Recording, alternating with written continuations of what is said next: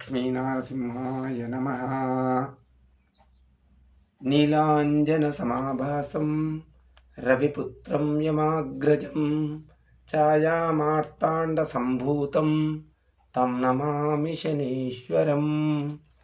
ప్రియ భగవద్బంధువులారా, ఈ క్రోధినామ సంవత్సరము ఈ శనివారంతో పూర్తి అవుతున్న సందర్భంలో మరి శని భగవాను ద్వారా ఎన్నో రాసులు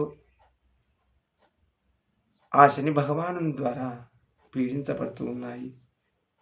అందులో ముఖ్యంగా మకర రాశి, కుంభరాశి, మీనరాశుల వారికి ఏలిన నాటి శని ప్రభావము ద్వారా ఎన్నో కష్టాలు, బాధలు మరియు ఎన్నో సమస్యలతోటి వీరు అనుభవిస్తూ ఉన్నారు. ఈ ఏప్రిల్ 17 నుండి మకర రాశి వారికి ఏలిన నాటి శని బాధ తొలగిపోయి శుభస్థానం కలుగుతుంది. మరి కుంభరాశికి, మీనరాశికి, అలాగే మేషరాశికి ఏలిన నాటి శని ప్రభావము ఆరంభమవుతూ ఉంది. మరి ముఖ్యంగా ఆ శని భగవానుని యొక్క వక్రదృష్టి తగ్గి శాంతి చేరాల అంటే ఏమి చేయాలి? మరి శనివారము శని త్రయోదశి వస్తే ఎంత విశిష్టతను, మరి శనివారము అమావాస్య రావడం కూడా అంతకంటే గొప్పనైనటువంటి విశిష్టత ఉంటుంది. ఇది చాలా ఏళ్ళకు ఒకసారి వస్తుంది.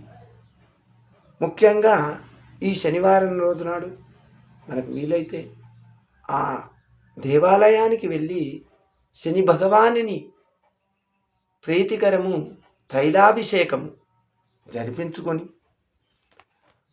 అన్ని కష్టాలను కూడా తొలగించమని ఆ భగవానునికి 9 ప్రదక్షిణలు చేసి నల్ల నువ్వులు ఆ స్వామివారి వద్ద పోసి తిరిగి కాళ్ళు కడుక్కొని మన ఇంటికి వచ్చి, ముఖ్యంగా శని భగవానుని యొక్క దైవం ఎవరయ్యా అంటే భైరవుడు. మరి శని భగవానుడు ఎవరిని ఆరాధిస్తారు అంటే భైరవుడిని, పరమేశ్వరుని ఆరాధిస్తారు. ముఖ్యంగా మీరు వీలైనంత మట్టుకు ఈ మంత్రాన్ని జపించండి.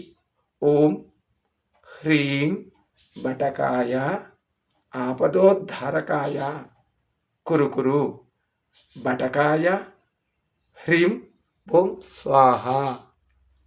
మరల ఓం హ్రీం బటకాయ ఆపదోద్ధారకాయ కురుకురు బటకాయ హ్రీం ఓం స్వాహ. మీకు వీలైనంత మట్టుకు జపించండి. అలాగే మన కలియుగ వరదుడు వెంకటేశ్వరుని అనుగ్రహం ఉన్నట్టయితే ఆ శనిదేవుడు కూడా శాంతిస్తాడు.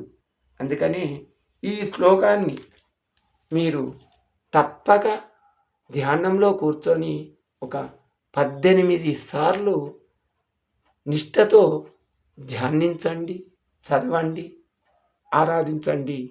ఆ శ్రీ భూనీల గోదా సమేతుడైనటువంటి వెంకటరమణుని అనుగ్రహం కలుగుతూ ఉంటుంది.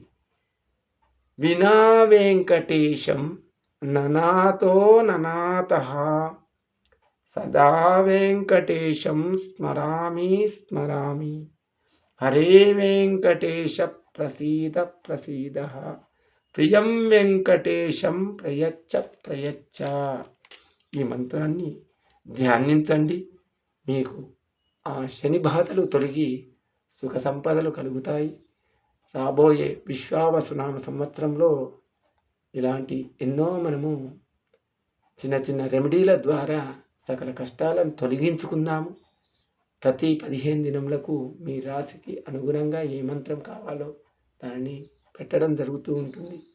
శ్రీ వెంకటేశ్వరుని అనుగ్రహంతో మీరు నిత్యము ఆనందాలతో ఉండాలని కోరుకుంటూ, ఈ కుటుంబానికి మీకు శుభాలు కలగాలని ఆ లక్ష్మీనరసింహస్వామిని వేడుకుంటూ సర్వే జన సుఖినో భవంతు. జై శ్రీమన్నారాయణ.